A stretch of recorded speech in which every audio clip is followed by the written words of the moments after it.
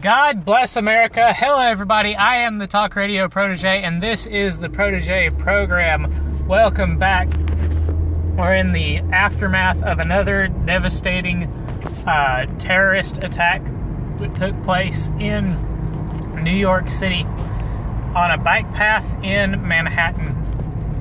And I've got these annoying banners at the top of my screen that are going to mean I can't see as much text at one time. So let's go through the facts. According to this story from ABC News out of New York City, 8 are dead and up to 13 are wounded. The attacker drove a truck up onto a bike path, was shot on the scene by police after emerging from the truck, shouting Allahu Akbar and wielding what turned out to be a fake gun. I read from one place that he maybe had a pellet gun and a paintball gun. I saw in another place screenshots of a video, there it is, that might show the terrorist running around. I'm not sure if he was running away from the scene or just running around in the scene. Maybe he was looking for more victims. He had the guns that he had on his person were fake, so I kind of doubt he was looking for more victims. I would imagine that he was looking to be killed by the police. Now, if you're running around shouting Allahu Akbar after committing an act of terrorism, I would assume that you're in the middle of jihad and you're looking to be martyred so that you can go get your 77 virgins or however many it actually is. And now that we're in the aftermath of this, we're starting to learn new details about the killer, and this is causing the situation to begin to become politicized. Now, let's go into some of the details before I talk about politicizing a conflict. The shooter, I'm so used to shootings, I suppose. The attacker was one Saipov. I'm going to assume that's the correct pronunciation. Entered the United States in 2010 from Uzbekistan under a program that gives visas to people from countries with few immigrants to the United States. Knowing what I know about government programs, I would assume that this particular program reserves a specific number of visas to be given to visa applicants based on the immigrants to the United States from their countries of origin, and they would be ranked in order of least immigration to the United States to most immigration to the United States. Now, that is to say that countries with the fewest immigrants to the United States, fewest visa applicants to the United States, have their nationals prioritized by this program. Apparently it's called the Diversity Visa Lottery Program. And according to the president, it is, quote, a Chuck Schumer beauty. Apparently it is a program that was pushed by Senator Schumer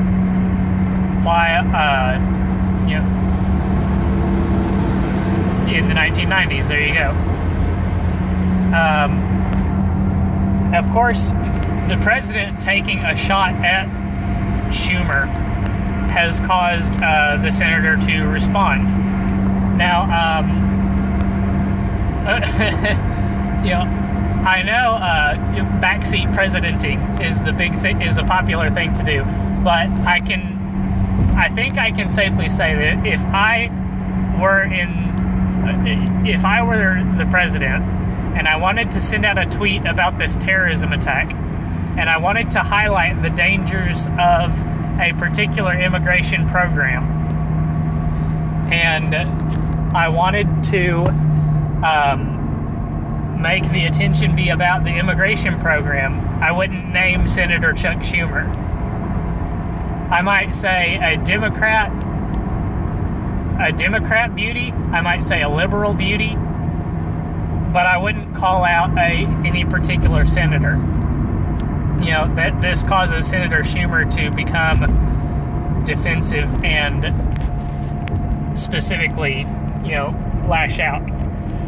Now, Schumer decided to respond not by extolling the virtues of this immigration program, but instead by saying, President Trump, instead of politicizing and dividing America, which he always seems to do at times of national tragedy, should be focusing on the real solution, anti-terrorism funding, which he proposed cutting in his most recent budget. Now, you have two things from the Democrat playbook playing out here in this singular incident. One of which is throw money at the problem. If there's a problem in society, the solution, according to the Democrat playbook, is throw government money at it. So, you know, I don't know what the anti-terrorism budget of the federal government is, but it obviously is only doing so much. You know, we still have the number of terrorism attacks that occur in the United States every year. The number is not zero, so according to liberal logic, the amount of money is not high enough. Whereas the conservative thinking, when you see a problem like this, is the amount is not zero, and federal money is greater than zero. Therefore, federal money must not be working.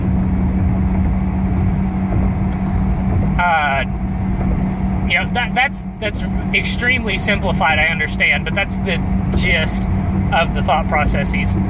The second thing that's playing out here is the typical Democrat response to tragedies that can be used to push anti-liberal agendas. And that response is, don't politicize this tragedy. And I say that this is the playbook because the Democrat playbook also says never let a good tragedy go to waste. The Democrat playbook, when it comes to tragedies that can be used to push their agenda, is immediately politicize these events. 1 week after the Sandy Hook shooting, Senator Schumer wrote a column in the Washington Post that called for gun control. It called for a sneaky version of gun control because it talked about embracing the Heller versus D.C. Supreme Court case. Less than 24 hours after the Las Vegas shooting on October 1st, Senator Schumer went onto the Senate floor and called for gun control. So the standard with Democrats is not don't politicize events. The standard is don't politicize events that you can use against us. Now, I'm not saying that the conservative standard, the Republican standard, is to not politicize events, because this is absolutely not true. You know, we're less than 24 hours after this attack in New York City by an Islamic terrorist, and the president is politicizing the attack. I am not going to say that politicizing tragedies is always wrong. I don't think that I can honestly say that I believe that, so I'm not even going to pretend like politicizing tragedy is wrong. I'm pointing out to you Senator Schumer saying that politicizing tragedy is wrong 1 month after he politicized a tragedy. That's all that I'm saying in trying to highlight this here. The reality is that everybody politicizes tragedy. Tragedy becomes politicized at some point, no matter what. Even 9/11, you know, as terrible of a tragedy as 9/11 was, as unifying of a tragedy as 9/11 was, it still became politicized. 9/11 is currently politicized because 9/11 was the jumping off point for the war on terror as prosecuted by President Bush II. 9/11 is politicized because Democrats maintain that the war on terror, in general, but specifically the Iraq War, was wrong. Therefore, while Republicans maintain that it was not wrong, therefore it's a politicized thing. Therefore, 9/11 is politicized. 9/11, again, very terrible tragedy, but a very unifying event, is now politicized. All tragedies become politicized. That's my point in highlighting this. Also to highlight the hypocrisy of the Democrats in general and Senator Schumer in particular. Another thing that I want to talk about in this event is Jake Tapper had a stroke on air talking about this event. He said that Allahu Akbar was a beautiful phrase. And, I had heard that Allahu Akbar doesn't mean God is good or God is great. It means Allah is greater. Now, we're told by Muslims that Allah just means God. We're told by Muslims that Allahu Akbar just means God is good. So why then when you put the words Allah Akbar into Google Translate, do they kick back Allah is the greatest? The difference is a comparative versus a superlative. One meaning is prideful and patriotic. One version is supremacist.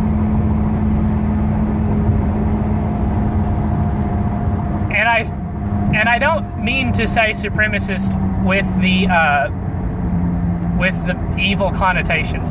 Whenever you hear the word supremacist, you automatically think evil person, because when you hear supremacist, you think white supremacist, and that's obviously evil. Allah is the greatest, or Allah Akbar, meaning God is good, is a comparative. It's a patriotic thing. It's a pride thing. Pride in my culture, heritage, whatever. Allahu Akbar, meaning Allah is the greatest, is a supremacy thing. It's a supremacist thing. It's an Islamic supremacist thing. And when you're talking about something that is supremacist in nature, context is extremely important. White supremacy is extremist and evil in nature because I'm going to sound like an SJW saying this, because it's exclusive. There are big swaths of people in the world that can't be white and therefore cannot be the greatest. And as an individualist, as a person who loves the free society, I obviously don't want there to be a supremacist culture which excludes people. American supremacy is different from white supremacy because anyone can be an American. Anyone can join the United States of America and become an American citizen. And if America is the greatest country in the world, then we want people to want to come to America. If America is not the greatest country in the world, then people don't want to come to America. And that would be bad for people that want America to be the greatest country in the world. If you want America to be the greatest country in the world, you ought to want people to want to come to America, which I do. And in that sense, I'm an American supremacist. Islamic supremacy focuses on, obviously, making Islam the greatest, making Islam supreme.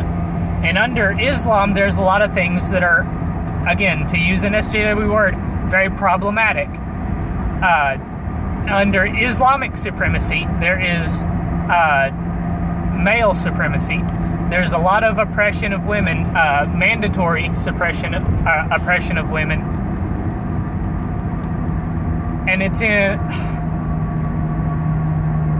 And I know the kind of flack that I'm going to catch for this. Being a Christian, people are going to point out the the sexism and the oppression of women in Christian texts.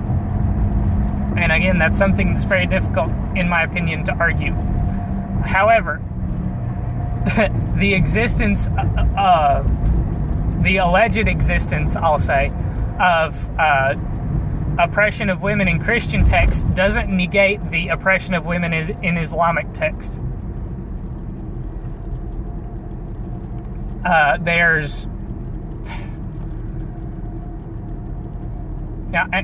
I'm chasing a rabbit down a rabbit hole. I'm getting myself lost in the weeds. I'm losing the point.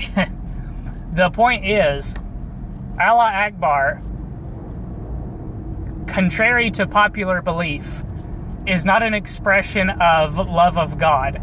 It's an expression of Islamic supremacy. Is the point of that little diatribe. That's going to do it for this video. I hope you all enjoyed. Let me know in the comments what your thoughts are. I really appreciate hearing from you. I really appreciate your feedback. Make sure you leave a like and subscribe. Hit the bell for notifications so that you don't miss a single video, because I'm uploading every weekday, so far without fail. Until next time, have a fantastic evening, good night, and God bless.